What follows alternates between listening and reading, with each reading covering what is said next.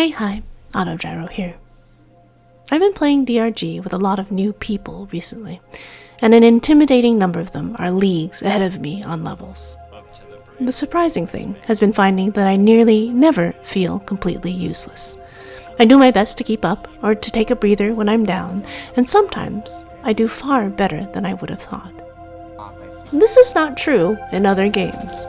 In Rainbow Six Siege, bringing players with far less experience than my usual crew was an active hazard, as they'd do things that would compromise us. I remember 2 of my CSGO Gold friends dragging brand new me into a match, and while I tried, I ended up volunteering for bomb duty and actively being bait.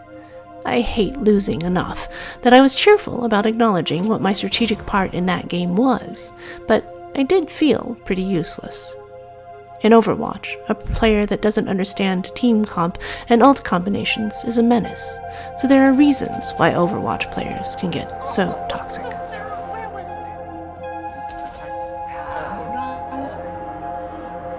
Milligin was cool enough to sit with me and talk it over one afternoon. He crystallized the strategic reasons why in Deep Rock Galactic anyone of any level can pretty much play together, and the game flow makes it so that the difficulty will match the abilities of those playing the game. It's interesting to realize that in PvP, that having a large number of players on each team has the effect of neutralizing the differences in experience. In TF2, with its 12 players on each side, if you're the heavy hitter on the front line, you don't really notice the less experienced ones dying and respawning. And as a beginner, you have no idea that dying so quickly isn't just the common experience. And recently, playing BattleBit Remastered, it's that in spades. There are 127 people on your side to cover for your play. But in addition, I realized that the ability to revive teammates in BattleBit was also the easiest way to regroup. In DRG, really experienced players will always want to progress the mission, collect more of what's needed, and will naturally kill more enemies and be slowed by them, so that the less experienced ones can catch up. As a side effect and consequence, the less experienced player meets fewer enemies because the high-level one will have already cleared them out, have less to collect because it will already have been cleaned out when they find them, and if the less experienced one gets downed when they're behind, the more experienced one has to come back and revive them. So, again, it helps them stay together.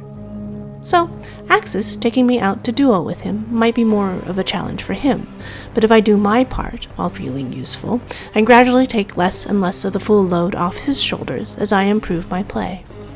Playing with a full team comp with high-level players means that whatever drag I might present is spread across all of them, so they often don't even notice it if they automatically cover for me when I keep up. Milligan's advice that day sticks with me. Keep up with the foremost players and you'll get the most action. I've also realized since that if I keep up with the foremost players, they'll also cover for me in the ways that they're capable of, and do the things that are automatically useful in their minds, which is keeping a teammate from going down. And that saves everyone more time, and it allows me to be up and playing for more of the mission. On the flip side, it also explains why it's so natural to play with a whole crew of new players when I let them pick the hazard levels they're comfortable playing, and why it's such a challenge when they go above their comfort level, but having me, they'll still do better than they thought they could. I can help cushion the difficulty enough that if they try their hardest to meet the new challenges, I can just make it that much easier than if they were doing it without me. Sometimes, by anticipating their needs and doing what needs to be done next before they even get there, I can help even more. Their success also boosts their confidence that they'll be able to deal with those same challenges without me. It's an amazing kind of magic. Intended or not, Deep Rock Galactic does make it so that friends of any level can play with any other. So the next time I drop into a random lobby with players who all have nothing but red stars over their name, I know it'll be alright. And if a level 17 player drops into my Has 5 with my crew, there are all kinds of ways we can just pick up the slack and make their day more profitable. It's a win for everyone. So, I hope this helps you find the courage to play with those you might not otherwise play with. AutoGyro.